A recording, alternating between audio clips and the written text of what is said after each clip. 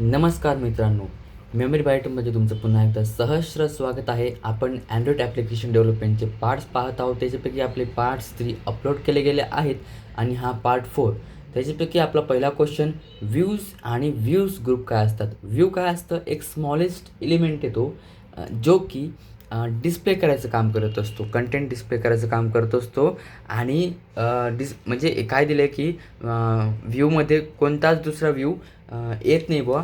आणि त्याचा काय करत असतो तो की युजरचे जे पण इंटरॅक्शन्स आहेत, युजर जे पण काही क्लिक करतो, जे पण स्क्रोल करतो, ते सगळे इंटरॅक्शन हँडल करण्याचं काम करत असतो आणि त्याच्यावरती रिस्पॉन्ड करण्याचं काम करत असतो. जसं की क्लिक, लाँग प्रेस, इनपुट असं सारखं. आणि नंतर व्ह्यू ग्रुप्स काय याच्यामध्ये एक्झाम्पल्स काय व्ह्यूजमध्ये की टेक्स्टसारखं display text, clickable button, users input, text input, नंतर इमेजेस, चेक्सबॉक्स पाहतो आपण, चेक्सबॉक्स नंतर.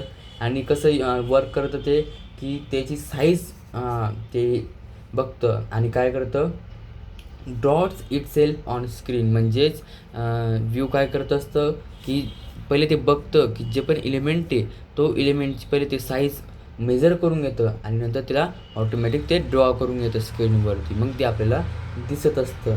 आणि रिस्पॉन्ड टू युजर ॲक्शन, जे पण युजरचे ॲक्शन्स आहेत, समजा इथं क्लिक केलं तुम्ही तर ते ॲक्शन करतं. समजा तुम्ही इथं क्लिक केलं तरी ते ॲक्शन करेल. म्हणजेच याच्यावर अर्थ काय की व्ह्यू हे पूर्ण याच्यात एलिमेंट आहेत आणि हे रेक्टँग्युलर शेपमध्ये जसं की पिक्सेल्स असतात ना, तर तेच पिक्सेल्स आहेत ते. मग ते पिक्सेल्स डिसाईड करून देतात की तो जो एलिमेंट आहे तो किती असेल आणि किती डिस्प्ले होईल, केवढा डिस्प्ले होईल आणि कुठं टच केल्यावरती तो एलिमेंटला आपण ॲक्टिवेट करेल असं. नंतर व्ह्यू ग्रुप काय की व्ह्यू ग्रुप प्रत्येक व्ह्यूज मिळून तयार झालेला असतो. व्ह्यू ग्रुप हा कंटेनर असतो जो की त्याच्यामध्ये होल्ड करतो मल्टिपल व्ह्यूजला.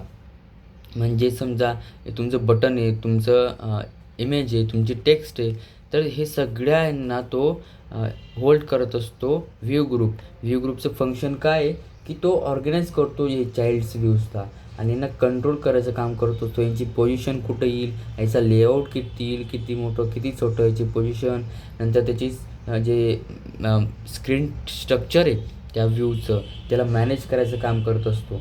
एक जसं की आता समजा हे बटन्स आहेत, ते बटन्स रोमध्ये पाहिजे तर सरळ पाहिजे, हे सगळं मॅनेज करायचं काम करत असतो.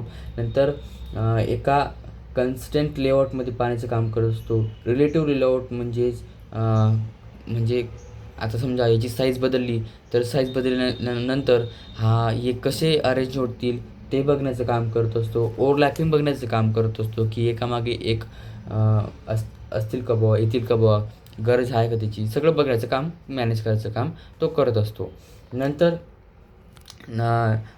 नंतरचा आपला क्वेश्चन आहे व्हर्टिकल आणि हॉरिझॉन्टल स्क्रोल व्ह्यू. एकदम सोपं. व्हर्टिकल स्क्रोल काय असतं की अप अँड डाऊन.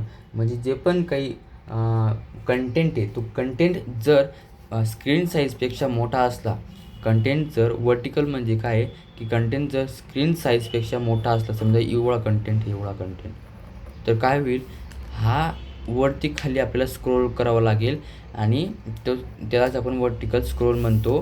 त्याची हाईट, कंटेंटची height is greater than screen height. कंटेंटची हाईट इज ग्रेटर दॅन स्क्रीनची हाईट.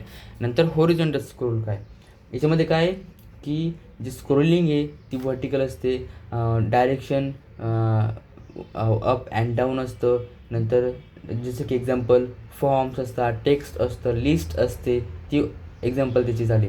नंतर हॉरिझॉन्टल काय की लेफ्ट अँड राईट. म्हणजे स्क्रीन आहे, हा मोबाईल आहे आणि तुमचे हे लिस्ट आहे किंवा कंटेंट आहे. समजा इमेज आहेत तुमच्या गॅलरीमध्ये, जेव्हा इमेज असतात तेव्हा ते कंटेंट असे असतात. तुम्ही लेफ्ट अँड राईट करत असतात त्यांना. म्हणजे हा जो कंटेंट आहे त्याची विड्थ आहे, ती विड्थ ही ग्रेटर दॅन स्क्रीनची विड्थ असते. आणि याच्यामध्ये काय असतं की स्क्रोल डायरेक्शन हॉरिझॉन्टल असतं, लेफ्ट अँड राईट असतं. आणि हे मोस्टली म्हणजे mostly used for images, buttons आणि कार्ड्स साठी हे जास्त करून यूज होत असतं.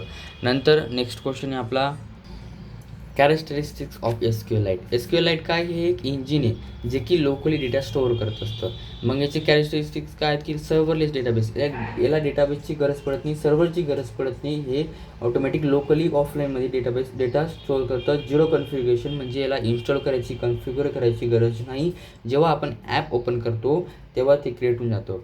SQLite काय की समजा तुम्ही एखादी वेबसाईट बनवली आणि ती वेबसाईटचा डेटा तुम्ही कुठं स्टोअर होते, सर्व्हरला स्टोअर होते. कुठं स्टोअर होते, SQLच्या लँग्वेजमध्ये तो स्टोअर होते. पण SQLite काय आहे, समजा तुम्ही एखादा गेम डाउनलोड केला, ॲप डाउनलोड केली आणि जेव्हा तिला ओपन केली आणि त्याच्यामध्ये समजा एखादा गेम आहे, गेम खेळतात, त्याच्यामध्ये लेवल्स वाढत आहेत, मग ते लेवल्स कुठं स्टोअर होत आहे, ते सगळं SQLiteमध्ये स्टोअर होतं आहे, त्याच्या ऑफलाईन डेटाबेसमध्ये स्टोअर होते. नंतर सेल्फ कंटेंट काय आहे की एकाच फाईलमध्ये सगळे डेटा स्टोअर होऊन जातात, म्हणून आपल्याला बॅकअप करायला, कॉपी करायला, मूव्ह करायला इझी जातं. लाईटवेट आणि फास्ट आहे. नंतर सपोर्ट SQL स्टँडर्ड, जे पण SQLचे स्टँडर्ड्स आहेत, म्हणजे क्रिएट करणं, इन्सर्ट करणं, डिलीट करणं, हे सगळे फंक्शन्स आहेत, ते फंक्शनला सपोर्ट करतं. नंतर ओपन सोर्स म्हणजे काय की ते आपण फ्री टू यूज आहे, आपण त्याला इझिली यूज करू शकतो विदाऊट एनी लायसन्स कॉस्टली आपण त्याला यूज करू शकतो. आणि ACID काय आहे की ऑटोमेसिटी, कन्सिस्टन्सी, आयसोलेशन, ड्युरेबिलिटी, म्हणजे ते डाटाला इन्शोर करतं, ते डाटा इंटिग्रिटी पाहिजे, रिलायबल पाहिजे. आपण बघितलं तेच इंटिग्रिटी म्हणजे डेटा हा कुठं अपडेट झाला नको पाहिजे, हे सगळं बघायचं काम ACID करतं. नंतर एक डिफरन्स बिटवीन SQL आणि SQLite.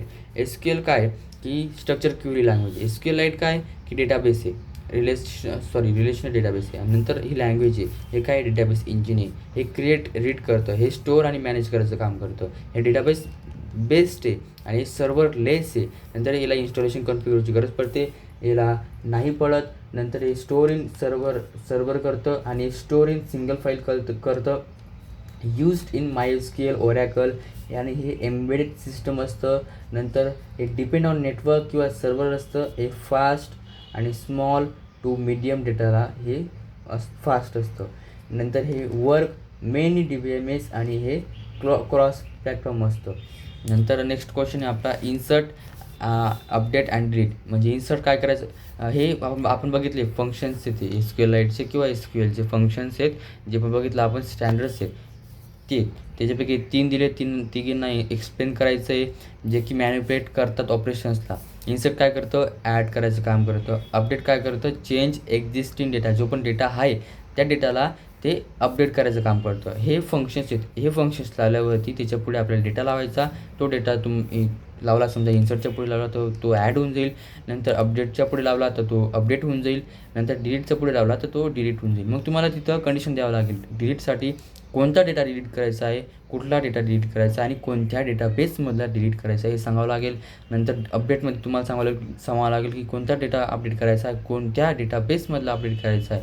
आणि इन्सर्टमध्ये सांगावं लागेल कोणत्या डेटाबेसमध्ये तुम्हाला डेटा ॲड करायचा आहे.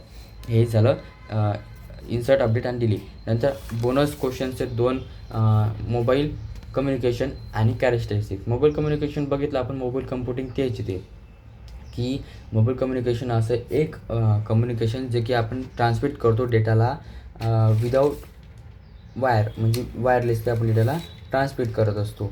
मग त्याच्यामध्ये काही कॅरेक्टरिस्टिक्स आहेत त्याच्या, जसं की मोबिलिटी म्हणजे काय की त्याला आपण कुठं पण कम्युनिकेशन करताना त्याला आपण मूव्ह करू शकतो. नंतर तर मोबिलिटी झालं. नंतर वायरलेस कनेक्टिव्हिटी, म्हणजेच आपण वायरलेसली कोणतं पण म्हणजे कोणतं पण फिजिकल केबल न वापरता आपण डेटा कम्युनिकेट करू शकतो, डेटा ट्रान्सफर करू शकतो. जसं की 3G, 4G, 5G, wifi, ब्लूटूथसारखं. Portable आहे की आपण लाईटवेट आहे, कुठं पण घेऊन जाऊ शकतो, कुठं पण केव्हा पण. नंतर सिमलेस हँडओव्हर, म्हणजेच काय की कनेक्शन जे ते ऑटो ट्रान्सफर होतं विदाऊट ड्रॉप. म्हणजेच जे पण आपण हँड ऑफ बघितलं त्यालाच हँडओव्हर पण म्हणतात, की डेटा ट्रान्सफर केला जातो, जी कम्युनिकेशन होते ती प्रोसेस ट्रान्सफर केली जाते दुसऱ्या टावरला, दुसऱ्या सेलला. ठीक आहे. नंतर लोकेशन अवेअरनेस, म्हणजे ते लोकेशनला आयडेंटिफाय करतं आणि जी पण आपली सर्व्हिस आहे, जी पण कॉल येत आहेत किंवा दुसरे मेसेजेस येत आहेत ते आपल्यापर्यंत पोहोचवण्याचं काम करत असतं. जसं की GPS एमर्जन्सी सपोर्टमध्ये आपल्याला ते कामात येतं. नंतर रिअल टाईम कम्युनिकेशन, जे पण आपल्या रिअल टाईममध्ये कम्युनिकेशन होत आहेत, जसं की voice calls, messages, data transfer, हे कमीत कमी टायमामध्ये जास्त होतं. नंतर आहे next question, list and explain Android API levels. API काय की ते सेट ऑफ फीचर्स, API काय, ॲप्लिकेशन प्रोग्राम इंटरफेस असं त्याचा अर्थ आहे.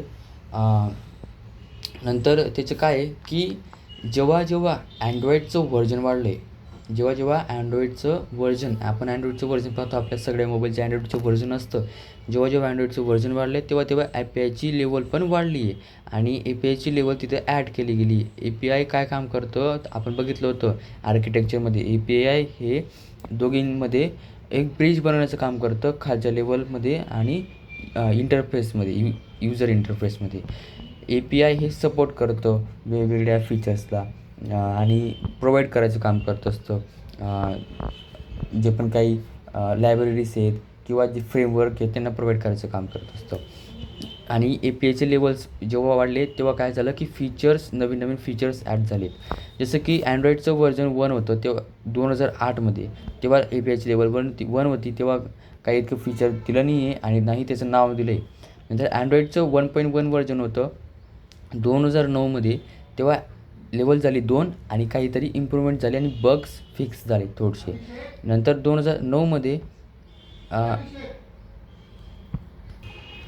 हो, तर 2009मध्ये 1.5 झालं अँड्रॉईडचं व्हर्जन आणि ती लेवल 3 झाली आणि तेव्हा कपकेक त्याचं नाव पडलं त्या व्हर्जनचं. नंतर 2009मध्ये परत 1.6 झालं अँड्रॉईडचं व्हर्जन आणि APIची लेवल 4 झाली. तेव्हा स्क्रीन रिझॉल्युशन नवीन इम्प्रूव्हमेंट झाली आणि कॅमेऱ्यामध्ये चांगले फीचर्स, म्हणजे चांगली म्हणण्यापेक्षा आपण काही फीचर्स ॲड झाले. नंतर 2009मध्ये 2.0 ते 2.1 अँड्रॉईडचं व्हर्जन होतं आणि तेव्हा 5 ते 7पर्यंत लेवल होती आणि तेव्हा मॅप्स, नेव्हिगेशन्स आले, गुगलचे मॅप्स आले आणि युजर इंटरफेसला चांगलं इम्प्रूव्ह केलं गेलं. नंतर 2010मध्ये 2.2 अँड्रॉईडचं व्हर्जन आलं आणि APIची लेवल 8 झाली त्याची. मग काय झालं की जे मोबाईलची किंवा कम्प्युटिंगची स्पीड चांगली इम्प्रूव्ह केली गेली आणि नवीन वायफाय हॉटस्पॉटसारखे टेक्नॉलॉजीजला सपोर्ट मिळाला, असं ते आहे. आणि इथं आपण थांबतो आणि जर तुम्हाला आवडला असेल व्हिडिओ तर ते लाईक करा आणि सबस्क्राईब करा आणि प्लीज जर तुम्हाला आवडला असेल, तुम्हाला समजलं असेल तर तुमच्या मित्रांना शेअर करा आणि मेमरी बाईटला सबस्क्राईब करा. धन्यवाद.